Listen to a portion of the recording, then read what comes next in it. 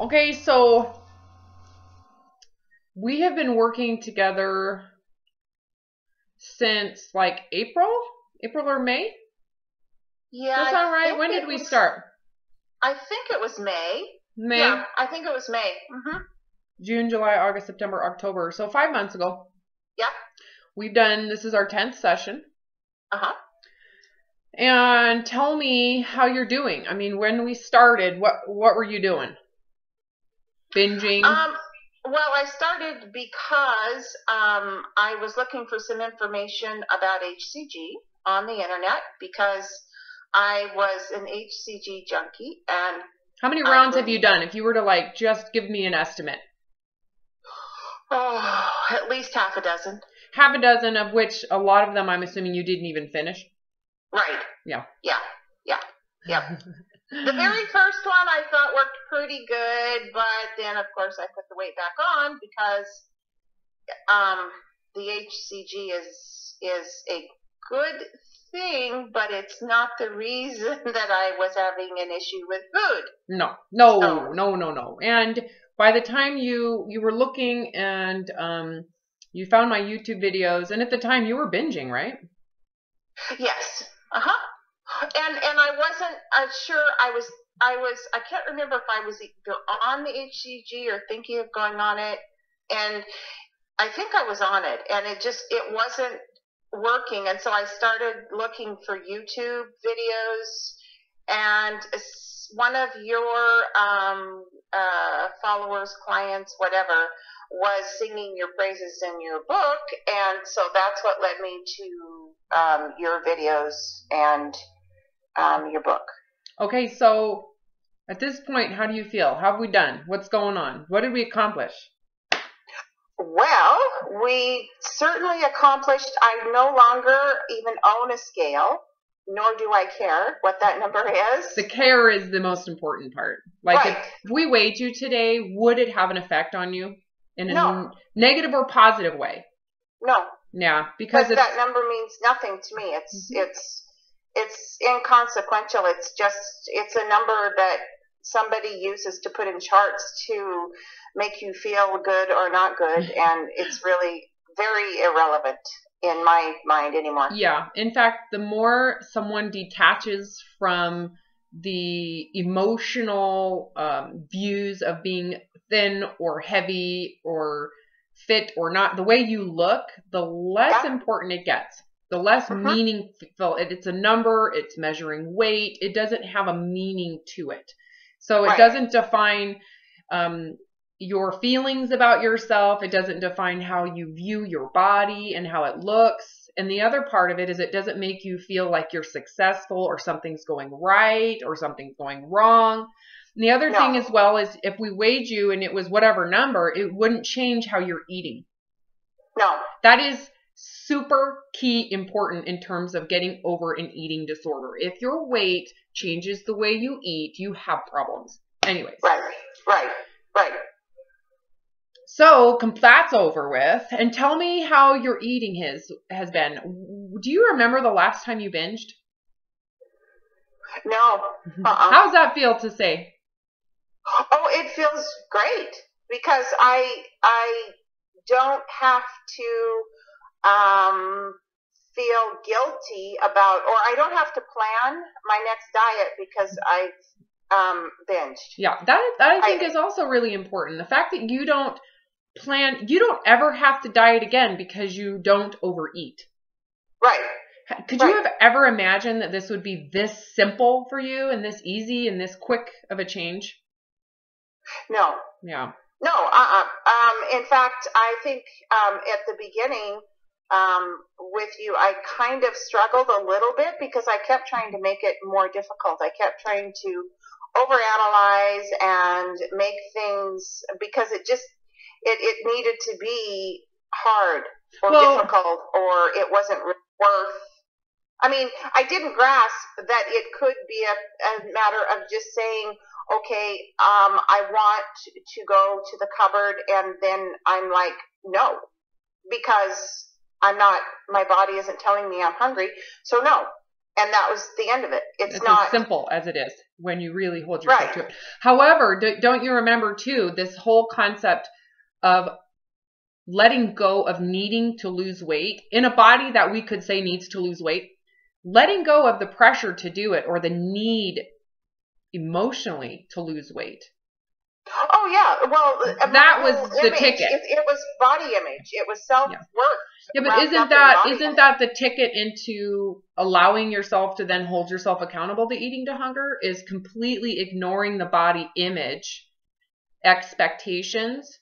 That's what had to happen for it to get easy, right? And yeah, and I look at my body really more as a machine now. It's not me. It's a machine that carries me through my day. If I pay attention, it's going to do a better job of carrying me through the day, accomplishing what I want. It's a machine. It's not who I am. It's not. It doesn't.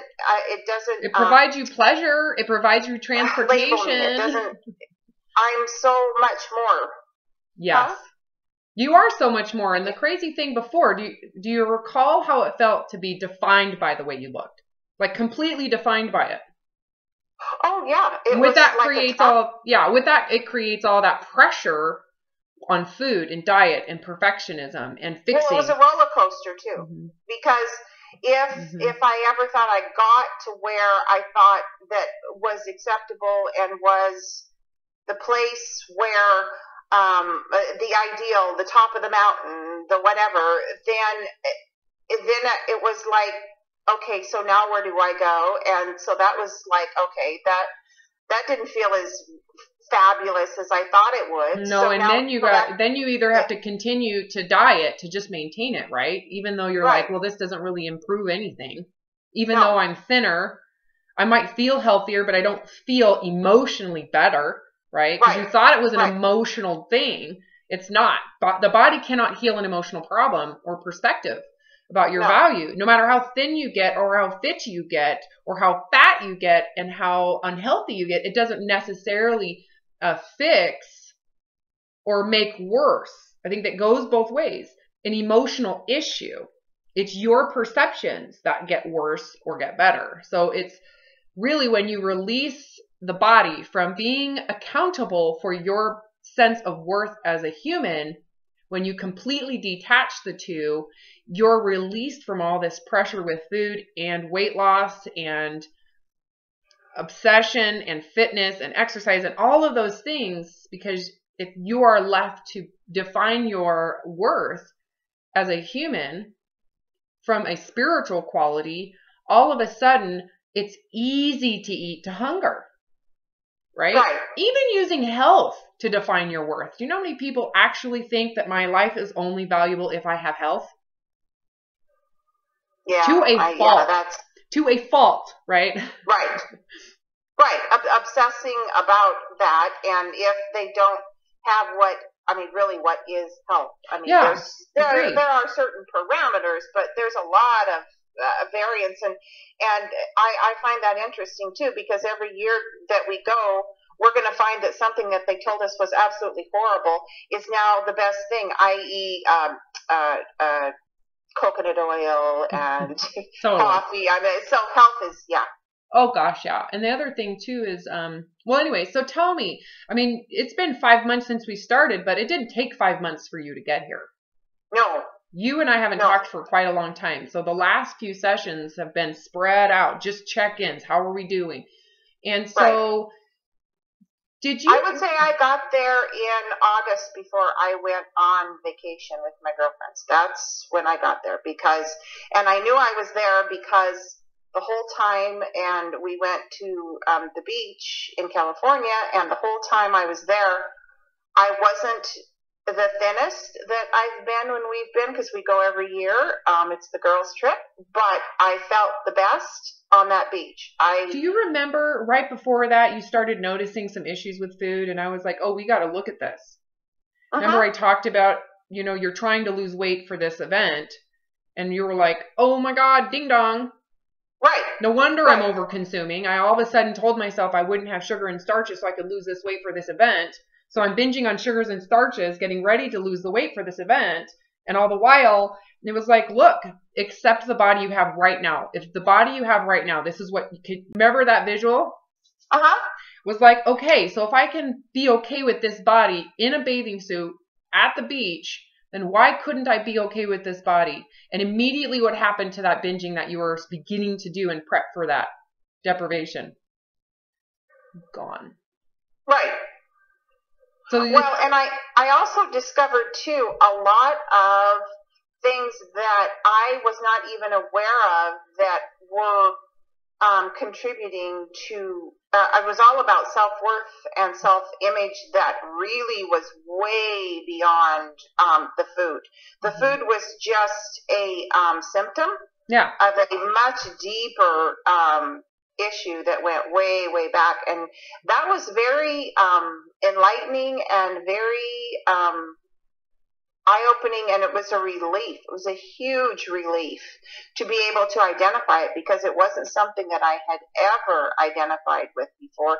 And also, you are the first person that actually made me understand that I don't have an addictive personality. Years. In fact, my husband and my best friend have both used those statements about themselves, and I've countered them. I said, no, that's not true. That's absolutely 100% not true. Nobody's born. You don't come out of the womb with an addictive personality. No, you don't. No. That's something. That's something you've picked up along the way, and that you just excuse. You say, okay, I have an addictive personality, so I'm helpless. I can't really do anything about it because I'm just predestined for this failure. Well, that was the disease model that they presented in the 90s, thinking it would work, and we now know that the disease model is really great because it explains science of how the brain, how those impulses do get conditioned. Right? But they're only conditioned because of these emotional perspectives. So if you get rid of the perspectives, right, what happens to the condition? What happened to your impulses to binge as soon as we said you don't have to lose weight? I didn't have them. Well, because I understood the reason for eating. The reason for eating is so removed from emotion. Well, it required that for that to happen, you had to take away the pressure to lose weight. Yeah. You see what I'm saying? Like, as soon as we told you didn't have to lose weight and the pressure to be perfect with food is gone, what happens to those impulses to hoard and binge? Well, and too, because I go, now when I look at myself in the mirror, I like what I see, and I don't weigh any less. It's not a different person. Okay, I think this is important. You look in the mirror and you like what you see. Is that because, and most people would hear that and go, well, that's because she doesn't have this and that, and she doesn't need to lose this weight. She doesn't. Oh, no, there's all kinds of, no. I know. I think that's really important. The difference is that your expectations have completely loosened to where what you have is acceptable. Now, I have a question for you. Do you think you could do another round of the protocol and not get sucked back in to that drama? Yeah, I could. I don't have an interest in doing it, but I could. Yeah. How does that feel to be able to say that you could do another round of the protocol and not attach to how much you're losing, and to not feel deprived, and to just go through it? What would it take for you to actually say, I want to do another round? What would it be about? Well, it would be about, now that I've gone through surgery and so forth, it would be about the possibility of doing some repair to the damage that I did while dieting. Yes, so thyroid, adrenals.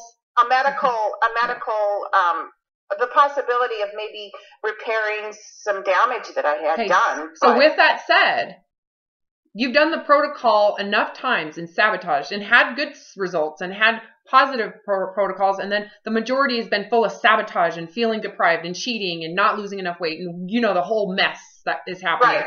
Okay, yeah. So if you were to do another one, it would be about hormonal therapy. So with that said, could you do it for a month, 6 weeks, without feeling deprived or feeling entitled to cheating or entitled to a specific amount of weight loss to feel that it's worth it for you? Yeah. So you could do it not needing to weigh, not having some expectations, you could probably take the protocol food and make it good and make it feel like it's worth it and not need to cheat and to add and to manipulate and to do all sorts of things. Right. Do you know what that does? The apple day does not exist when you do it this way. No, because the apple and the steak day, I think, are just, I mean, if you're following the protocol, you're going to have success hormonally, and whatever the weight is, it is. I mean, it's reflective of your metabolism. Yeah, there's not a whole lot you can do to really speed your metabolism up. That's the one thing I do know based on like the 2 years of data I collected with metabolisms with an indirect calorimeter, is that someone's metabolism isn't going to be significantly revved up to where they can lose a lot more body fat, right? You don't lose body fat unless you have the fueling needs to burn it. So if you're eating to hunger, your body is not going to burn a significant amount less or more than what your body needs if you keep yourself hormonally balanced. So the apple day, none of that really improves anything. In fact, it can cause a lot of harm and it affects you psychologically. So psychologically, right. Correct. Yeah. So I'm going to just leave that out there because to me, the protocol is so incredibly miraculous. It's the only thing I believe that can actually repair the brain where metabolism is calculated and regulated. It's almost like, the one thing we know based on research is that the more someone diets, their metabolism and their set point changes, and the body fights to maintain this fat because of starvation. The more you starve yourself, the more the body is likely to be sensitive to gain fat. The more you starve yourself, and that we're talking about how you starve the gut. If you remove certain foods, your gut becomes sensitive to those foods over time. If you remove, it's like this equal opposite type of paradigm, and you created this hormonally and metabolically. Now you've been living in this center point, and the body probably has acclimated. Can you tell that you're not sensitive to gain right now? Oh, yeah. Yeah. Like you should feel really good. And you're eating a ton of variety of food, right? Grains, starches, sugar, fruit, vegetables, protein, fats, right? Right. Okay, so But yet I will say that I'm not measuring, I'm not looking at the grams. You're completely using your body. You're using the body's, what sounds good. How am I hungry? What does it take for my body to have hunger go away? And the ability to drink alcohol. So you've had enough exposure to the real life food that we have, the abundance we live in, and the ability to develop this competence that you can have anything and know when to stop. You no longer have impulses to binge. Those are gone. Even though you were doing it for, how long did you binge? Decades? Yeah. Okay. Decades. Binge eater. Anyway, so now you're completely... I want to ask you something. Are you going to battle binge eating the rest of your life? No. I know, right? Will you do it again? No. I know. It's like, what would have to happen for you to binge again? Shame, guilt, judgment, inadequacy, and failure. That's what would have to happen, right? Yeah, I would have to buy into all that. Oh, God, yes. You have to lose weight. Okay, so... now you have healed your mind and your perceptions. You have healed the cause of the behavior that created this physical damage. Right. So the protocol provides your body a second chance. Oh, okay. It's like you did your job. You healed.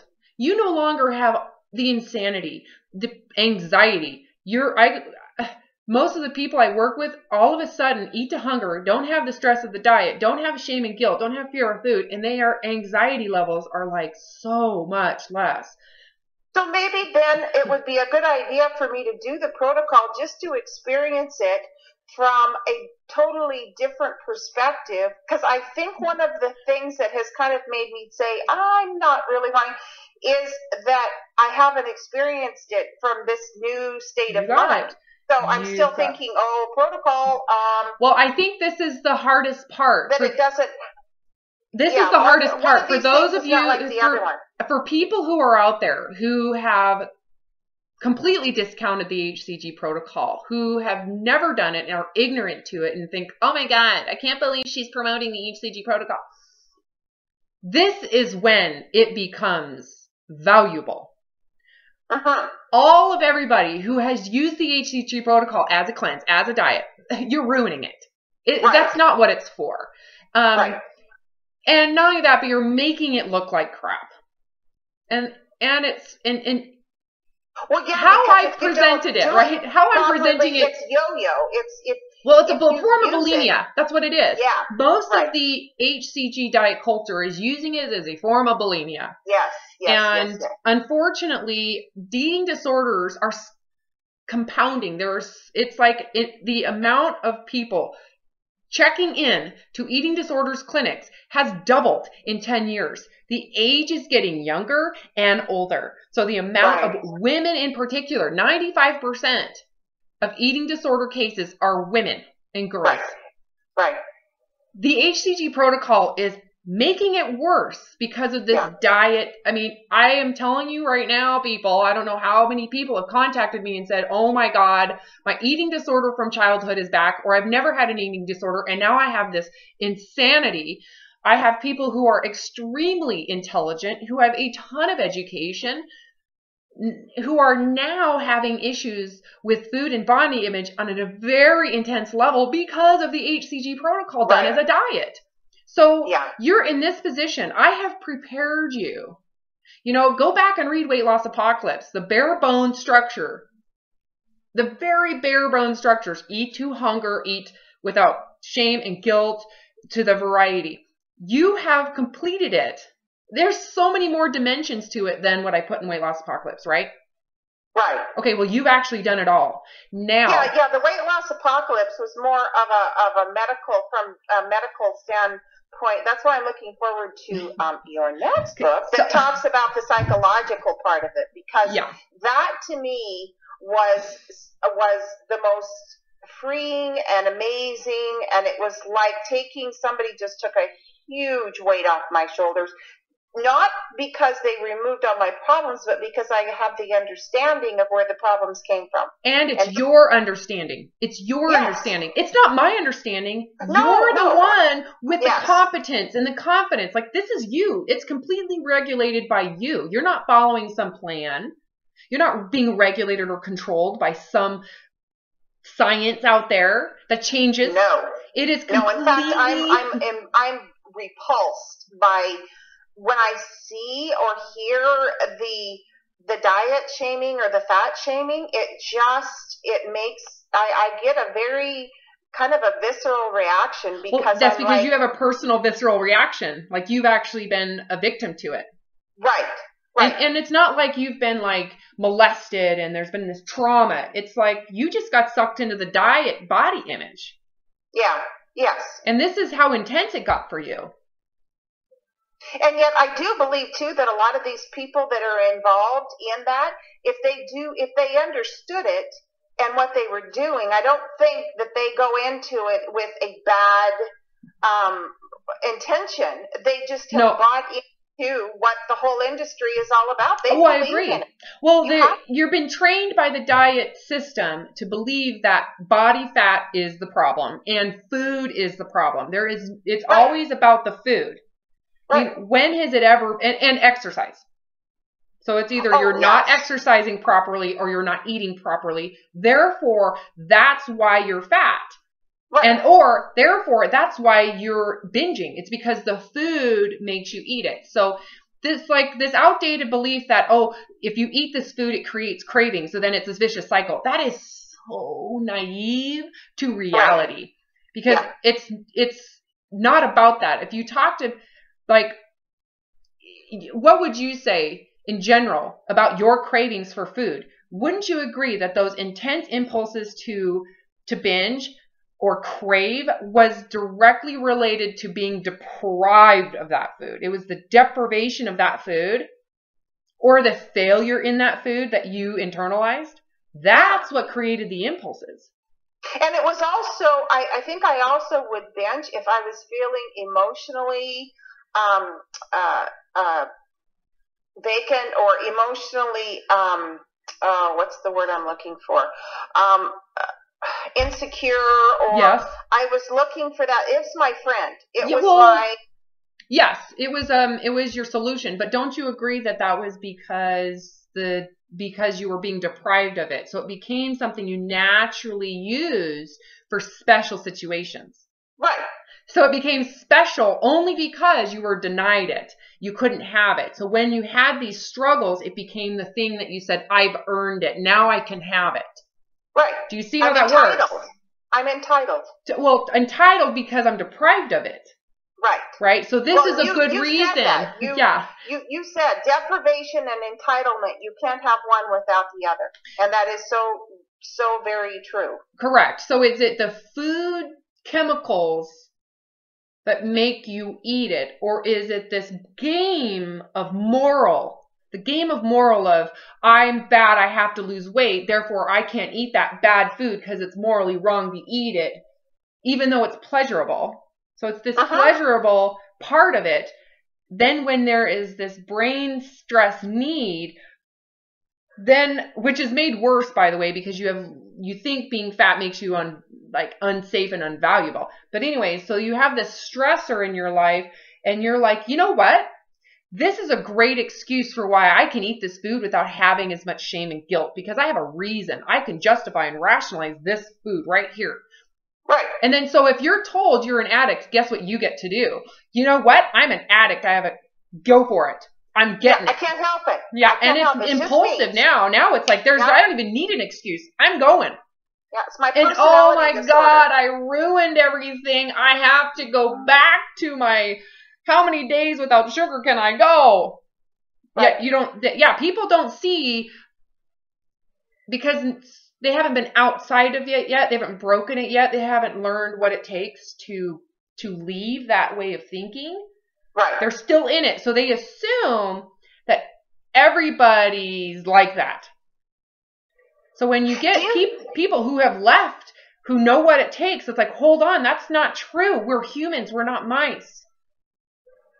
That this is within your control. There is some accountability. There's like 1% accountability can handle this. Right? It's just a matter of really looking at it from a perspective that what can I do so that my impulses are within my capacity versus all or nothing, which we know doesn't work. Abstinence does not work. The statistics are pretty clear that abstinence does not work for the majority. So we're talking about the majority. The one thing, too, that I found is that now food used to be kind of an all-consuming. It's like my brain was like, I was thinking, devoting way too much of my day to thinking about food. And why? And then not want to think about it. And then, why were you so dedicated to it, though? I mean, is it clear to you now why it was so dedicating? You were so obsessed. Well, I was obsessed. Because? Instead of just letting my body tell me what it needed, I was obsessed with food because food represented so many different things. Tell me why. Why? Because the connection is because you were living an anorexic belief system around food. So if your beliefs are anorexic around food, where you can hardly have it, things are off limits, you are limited to a very slender, short list of foods that are healthy and morally good. What do you think is going to happen, especially when there's so much pressure to lose weight? What happens to your behavior with food? It becomes obsessive. Yes. As a compensation. Don't you feel, tell me this, do you feel like that was very hardwired as a human being? That was a very natural thing for you to do. Well, it started, I think, our time together, I discovered that it started at a very, very early age for me because I bought into if you're thin, you're good. If you're thin... So now you have to be obsessed about what's in food, how much when you eat, the quantities, right?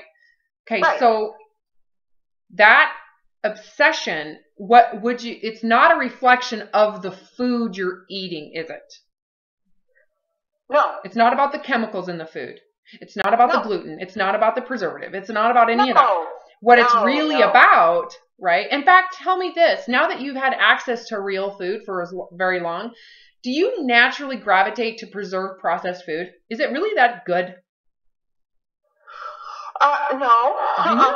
I know, right? Everybody says, oh my God, they put so much in there. It's addictive. It's so delicious. Actually, No, when you get out of the diet culture, real food actually tastes better.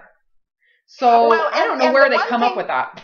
The one thing, there's a really key thing too that you, in me understanding when my body needs food, when I need to eat, is that everything will look good, not just certain things. And that was a really, as far as whenever I'm not really in the need of food, then all of that crap looks good. Yeah, because it's boredom. It's quick access, right?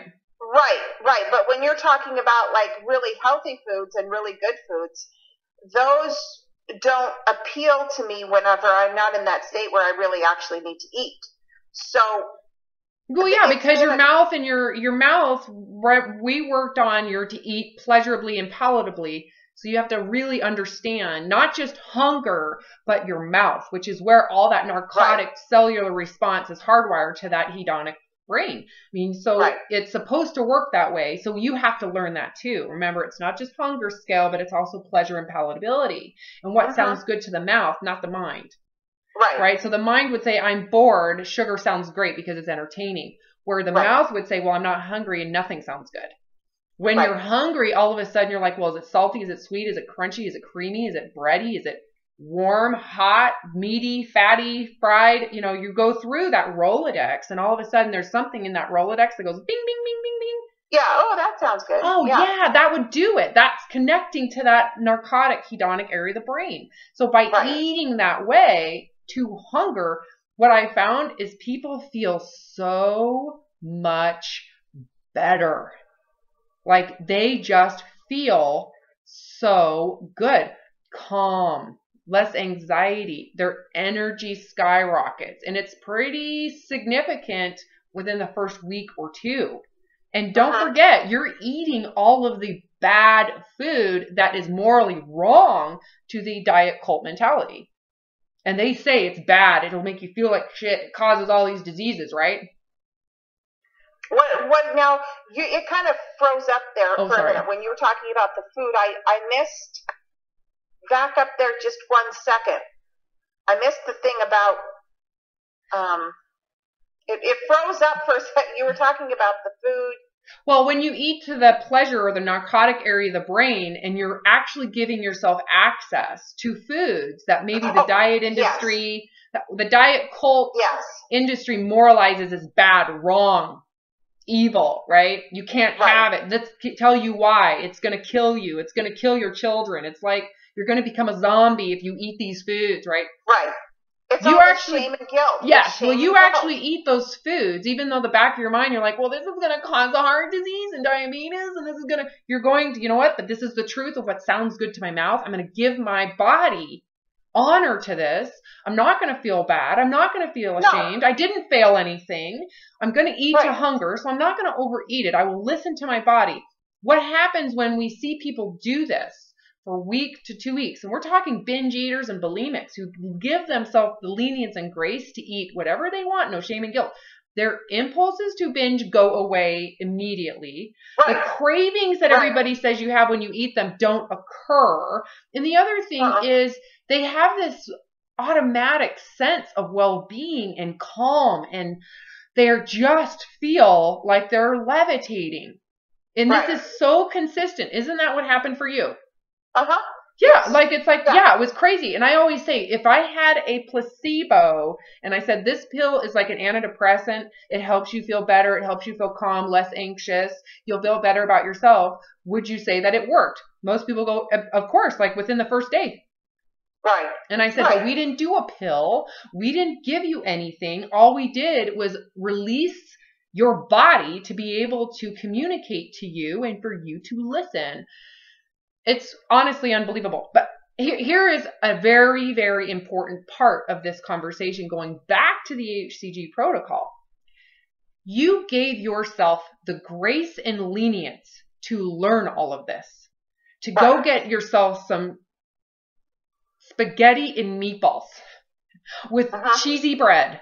You gave yourself the lenience to go to a Mexican restaurant with guacamole, sour cream, and beans and rice. And you learned how to eat those foods and to accept the pleasure of it with no shame and guilt.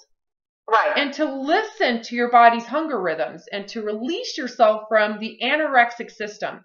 And now you are competent and aware of the body. So unfortunately, in the diet, in the eating disorder realm, when someone actually completely heals from a binge eating disorder, it requires that they accept their body, because otherwise they have that pressure with food and they have to lose weight. So that's how you cannot get out of an eating disorder without releasing your body to be unconditionally loved. It will not occur.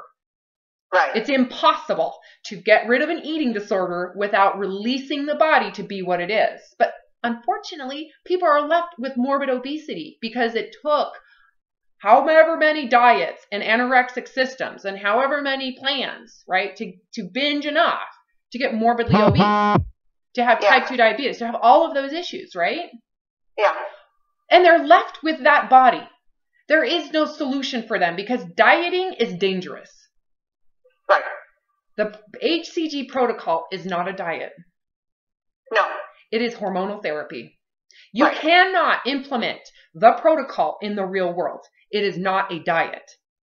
No. Do you see where it could be possibly the best thing for someone who has completely gone through what you're going through, what you did, to heal the body after the fact? Yeah. Actually, and I think it would be, now that I can identify where my hesitation was, I don't think that is a valid, I don't think that that's a valid concern, because I didn't even realize until today that I was kind of reflecting back on the HCG, and it represented failure to me. Mm-hmm. It didn't represent the opportunity to fix some hormonal issues or dieting damage that can't get fixed any other way. Or if it can, I mean, I don't know, but if this is a good way to fix it, then I should do that, because I would love to feel even better than I feel now. Okay, but don't expect it. Remember, the key here is to learn from your past mistakes. The only way you can do this successfully and not go back into that system is for you to completely detach from what the body's doing for itself. It's not healing for you. It's not about you.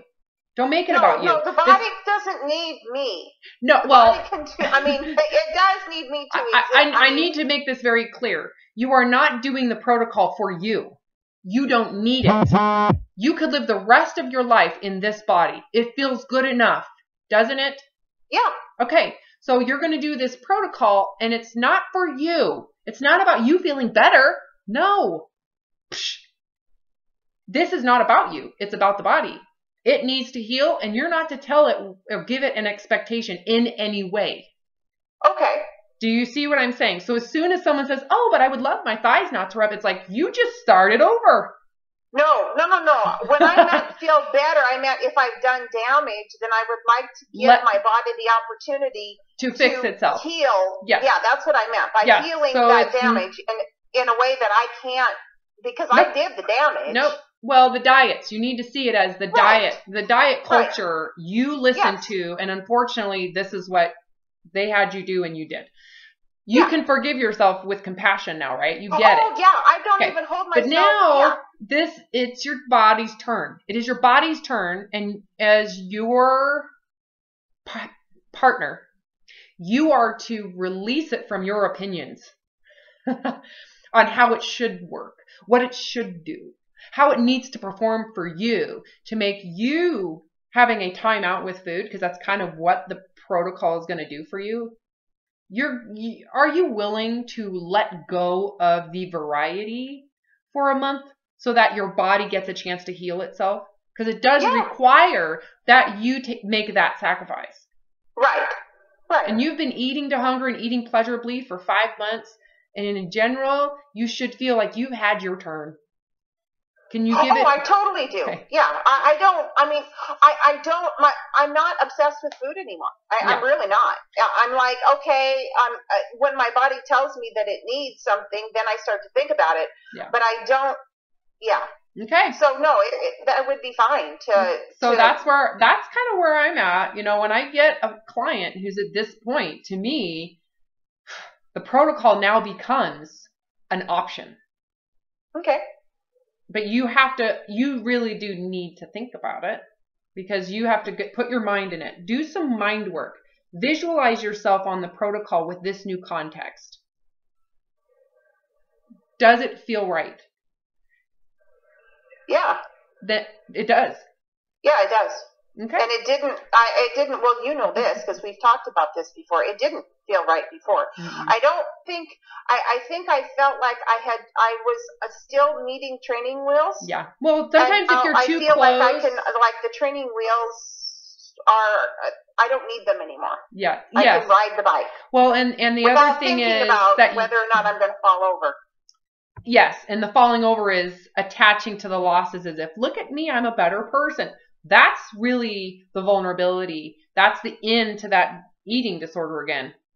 Is if you start to go, ooh, I wonder how much weight I've lost. Wow, look at all my clothes. I'm fitting into this. Look at me. Look at me. I'm a better person. You have to be able to have that smaller body that matches the ideal you worshipped for years, for decades, and to not care. To not attach to it. Be like, you know what? I'm actually the same exact person. This was for my body to be recovered from the damage I did. I'm not improving myself at all. Weight loss isn't a self-improvement. No. Thank you. You heard that right. Weight loss is not a self-improvement. It's a body adjustment. Right. Similar to weight gain is not a body failure. It's a body adjustment. So now, are you confident enough in your psychological self-worth to be handed what you worshipped and to not get sucked back in to the diet vortex when you're done with the protocol? Because the vulnerability doesn't occur during the protocol. It occurs after the protocol when you're asked to reintroduce fats. And the 3 weeks later, you're asked to reintroduce reality. Just like you've been practicing. So you've got to be able to visualize your body closer to that ideal, and then being willing to say, you know what? Yes, I can totally go back to the starches and the sugars and anything in abundance. If I listen to my body, I'm willing to do that. And if my body readjusts, if it gains another 5 pounds, that's fine. I would rather it give it the leniency to learn how to live in the abundance I'm in, because psychologically that's what I need, not to binge and make it worse. Right. Yeah. Yeah. Oh yeah. So there's a very big separation between you and the body's performance. Yes. Right. Anyways, well, are you excited? How do you feel about this? Yeah, I'm just, So this will be your first mind-body method. I'm very excited from the standpoint that I don't know what the protocol will do for me as far as repairing damage. I'm excited to see if there's no change, there's no change. If there is, there is. I mean, I don't care about the weight. I really don't. Because you don't need it. Because I don't. I'm perfectly happy with where I'm at right now. And if I went on the protocol and all it did was fix some damage and I didn't lose 1 pound or 1 inch, I would be perfectly fine with that. Would you say that you could lose 40 pounds? Could I lose 40 pounds? No. You mean 30 pounds? Me? I think if I lost... I don't really think I could lose maybe more than 10 to 15. Okay, so you're really not super overweight. No, I'm 5'8", and I'm large frame, and I weigh 163. Okay, all right. So that gives people a reference too, because the people watching these videos, they are trying to assimilate themselves to who they're listening to. So some people out there who are like 200 pounds will go, well, no wonder it's easy for her. She's closer to the ideal, right? But I'm telling you, I have people here who are 400 pounds who go through the same thing. Right, exactly. And it's a mental state of mind. It's not a state of body. My very best friend looks anemic and anorexic and still thinks that she's fat, and uses the HCG in a total dysfunctional way. And so you love her anyways. Oh, absolutely, I do. Because you've been there, right? I love her, and I just hope that I'm able to. That maybe one day she'll say, "Oh, yeah, that," and if she doesn't, that's fine too. That's her walk. Yeah, well, she'll have to have some misery to learn that the vicious cycle has to end at some point. Okay, yeah. I'm going to go ahead and stop recording. Do you have anything you want to say to whoever's listening? Just that if you're trying to do HCG without connecting with Robin, I really don't believe that you can ever do it in a and I've been witness to this. I have a husband and I have a best friend that are HCG junkies, and until they understand the program and the way that you understand HCG's role in weight loss or non-weight loss, or whatever the role is that HCG plays, you might as well save your money.